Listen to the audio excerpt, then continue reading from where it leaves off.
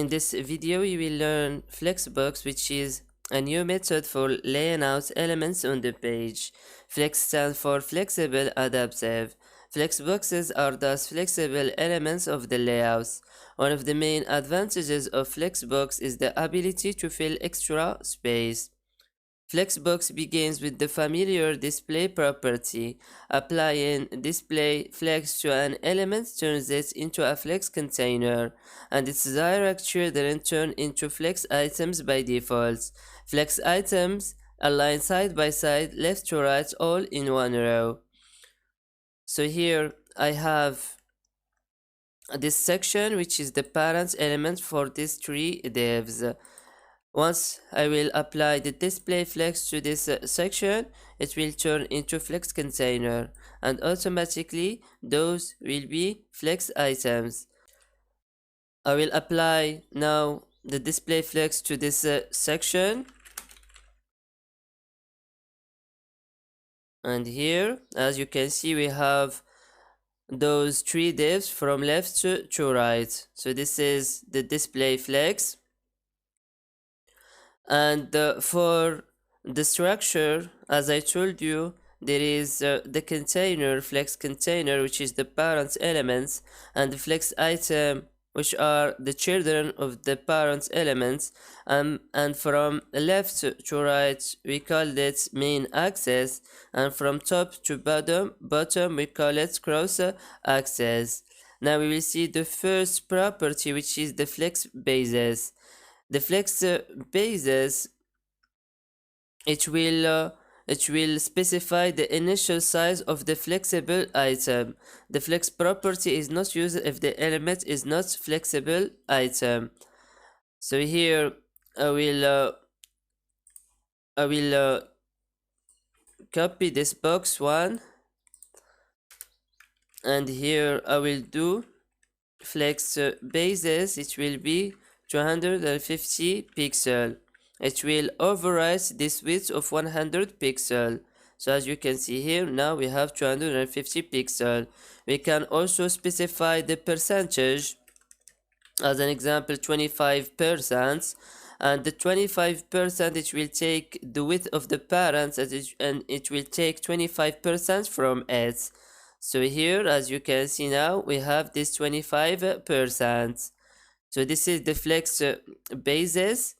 Now we will see an important property to know, which is the flex grow. It will define how much a flexbox item should grow if there is a space available.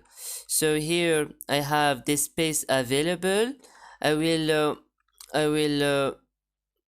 remove, or I will give it the 100 pixel, which is the same as its initial width in here, this box. I will add the flex grow one, but before that I want to explain to you that here we have the width, which is, let me just make it its max width, and here we have 100 and 1310 pixel in the section width of this section, and here we have 3 divs with 100 pixels, so the remaining space is 1010 pixel. Okay, now this 1010 pixel, once I will add a flex grow to this item, it will add the 100 pixel plus the 1010 pixel. So here I will save it, and as you can see here we have now 1110 pixel. And once I will add the flex grow to the next one, so the flex grow will be 1. As you can see that 1010 pixel is now divided between the box 1 and the box 2, and same, once I will add the box 3, I will give it the flex grow. It will take that 1010 pixel and it will divide it between those 3 boxes. So here I can control the rate of which of which those boxes are bigger or smaller. So this flex grow 2, this one will be twice wider than this one, or approximately it will be wider than those two boxes. So this is the flex grow property, and it's really an important property to know. And for the flex shrink, it will make items smaller when resizing the browser. So here I will give this one a flex shrink of 4 as an example, and once I will resize it, you can see here that this box one is shrinking with a higher rate compared to this one. I will give this one also a flex shrink of 2, and let's see. As you can see, this one is smaller than this one, and this one is much smaller than those two because we gave it a shrink of 4, but this one we gave it just a flex shrink of 2. Now let's see the flex property, which is a shorthand property for flex grow, flex shrink, and flex bases. And as an example here, I can give this one flex, it will be 0, so and it will not grow if there is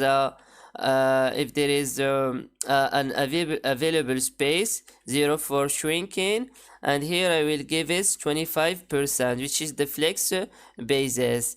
And here I will do flex, it will take if there is an available space. And that's all for this box 2. And for this one I will do also 0, 0, and 25%. So let's check here. Let me just make it smaller. So as you can see here, it took 25% from here and from here, and the available space it's added to this one because we told this flex 1, and flex 1 is the flex grow. Hopefully you understand those properties, and really they are important, and we will see some practical example once I will finish explaining all the flexbox, so you can understand much more the flexbox.